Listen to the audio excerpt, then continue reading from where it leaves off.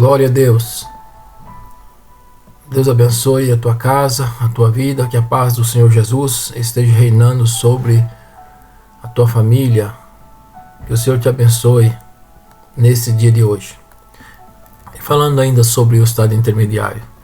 O estado intermediário é aquele estado da alma entre a morte física e a ressurreição. Então, o estado intermediário é exatamente desde quando a pessoa acontece a morte física, a alma vai sair do corpo e então vai entrar no estado chamado de estado intermediário, até o dia da ressurreição. Mas lembrando, como eu já li aqui, eu falei sobre o título, né, desse pequeno estudo, o estado intermediário dos justos e dos ímpios, dos perversos, daqueles que são salvos e daqueles que não são salvos. Então, vamos ver bem para que possamos lembrar. Quando uma pessoa morre em Cristo, dorme em Cristo nesta vida, a alma vai sair do corpo e vai entrar depois no paraíso. Mas aqueles que não servem a Deus, o que vai acontecer? Eles vão para o Hades, o lugar de sofrimento, o lugar de tormento, até o dia da ressurreição do corpo para enfrentar o juízo, que será depois do milênio. Então, não vamos falar sobre o milênio, porque também senão depois vai ficar fica muito grande o vídeo, as pessoas não conseguem nem ouvir, ainda mais quando fala de morte, ninguém quer saber, né? Hoje, meus irmãos, eu estava meditando, tenho meditado muito. Hoje em dia que as pessoas, os vídeos que são mais vistos é quando as pessoas falam de fofoca, falando da vida dos outros, falando dos pastores, aqueles que já erraram, que cometeram pecados, ou que dá mais like nos vídeos, são esses, quando as pessoas ficam falando da vida dos outros. Mas aqui eu não quero falar da vida de ninguém, eu quero falar da palavra de Deus, quero falar da vida eterna, do que realmente vai acontecer com cada um de nós. Quando partimos dessa vida, com Deus ou sem Deus, nós temos que lembrar, temos que meditar, porque é importante para cada um de nós. Então, lembrando que o estado intermediário é aquele estado da alma entre a morte física e a ressurreição. Agora vamos falar dos perversos, que é mais difícil falar. É bom falar do justo, mas dos perversos, daqueles que não creram no sacrifício de Cristo, não creram na salvação, não creram nem que existe um Deus, que existe Jesus.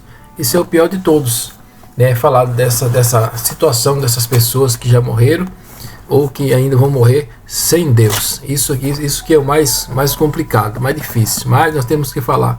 Por quê? Para que todos venham saber que depois da morte a vida vai continuar. Então, de outra forma, em outro estado, mas vai continuar.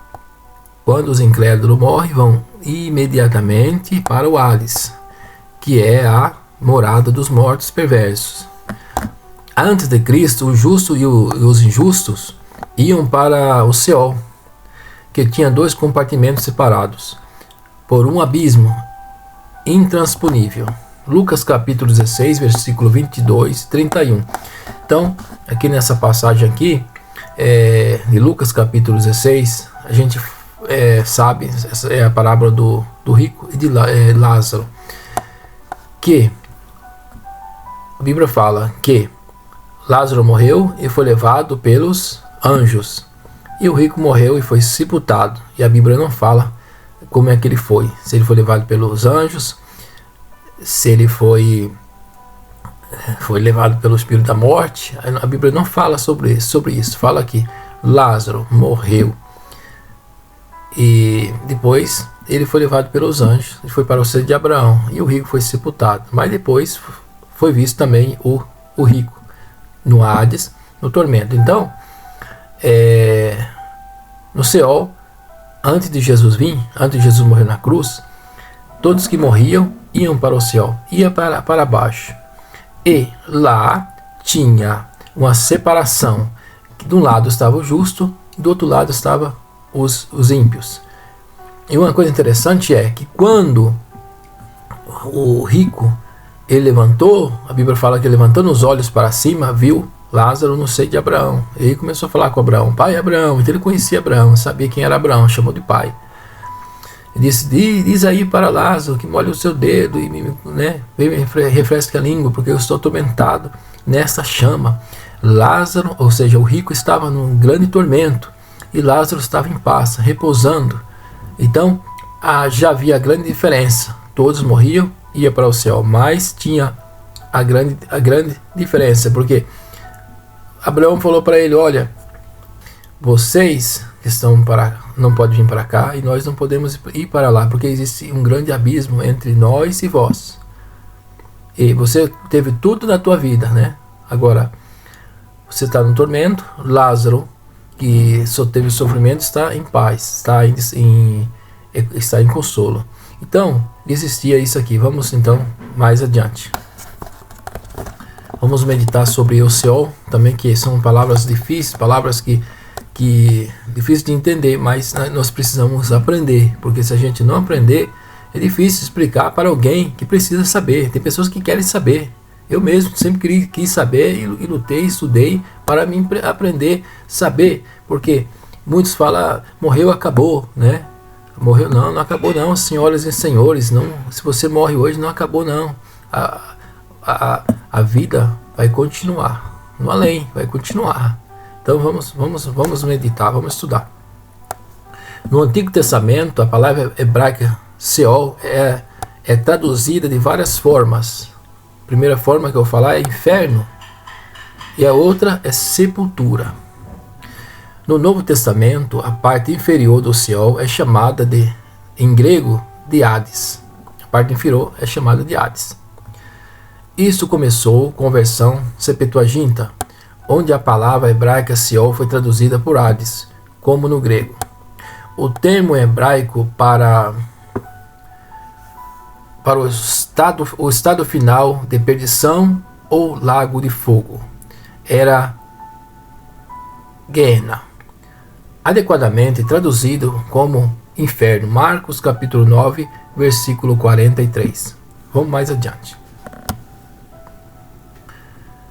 O nome Gehenna era um termo figurado, tomado de empréstimo das fogueiras perpétuas que queimavam um distrito no Vale de Enom, perto de Jerusalém.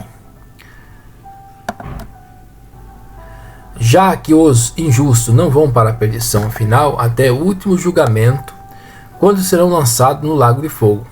A palavra inferno não deveria ser usada para descrever o estado presente dos mortos perversos. Até onde sabemos, ninguém se encontra presentemente no inferno, que é o lago de fogo. Os perversos estão agora no Hades, aguardando a ressurreição do juízo. O Hades é, porém, um lugar de sofrimento, como vemos no relato do homem rico e Lázaro, Lucas capítulo 16, versículo 23, 1 Pedro 3 e 19. Então, irmãos, a palavra inferno não deveria ser usada para dizer que alguém que morreu, né, sem Jesus hoje foi para o inferno, mas deveria ser sempre usada que a pessoa que partiu sem Deus foi para o Hades e está ali em sofrimento, em tormento, esperando o dia da ressurreição. Depois da ressurreição vai enfrentar o juízo, e depois do juízo é que verá o inferno, que é o lago de fogo. Então hoje poderíamos dizer, correto, usando o termo da tradução aqui do grego, do hebraico, que as pessoas que morrem hoje sem Deus não vão direto para o inferno, mas vão para o Hades, um lugar também de tormento, um lugar onde as pessoas estão em sofrimento, as almas estão em sofrimento. E o inferno ainda será depois, que é lago de fogo. Isso é, meus queridos irmãos, para aqueles que morreram sem Cristo, morreram sem Jesus. O que eu quero dizer nessas palavras, poucas palavras, falando sobre o estado intermediário dos perversos e do justo, é que existe a grande diferença para aqueles que servem a Deus e aqueles que não servem, como está escrito no livro de Malaquias.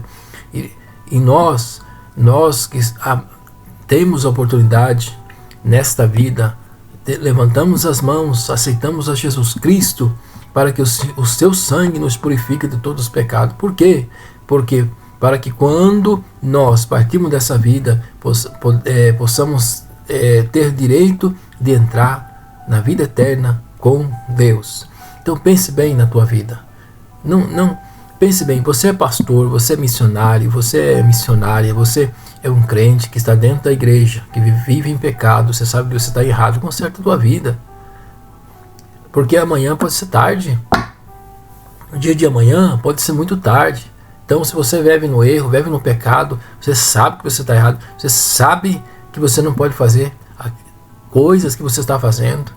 Hoje, muitos pastores têm 2 mulheres, têm 3 mulheres, pastores que casam 3 vezes, 4, mas que coisa, aonde vamos chegar? Aí continua pregando o evangelho, é bonito, prega bem, tem grandes mensagens, mas sua vida não está de acordo com a palavra de Deus.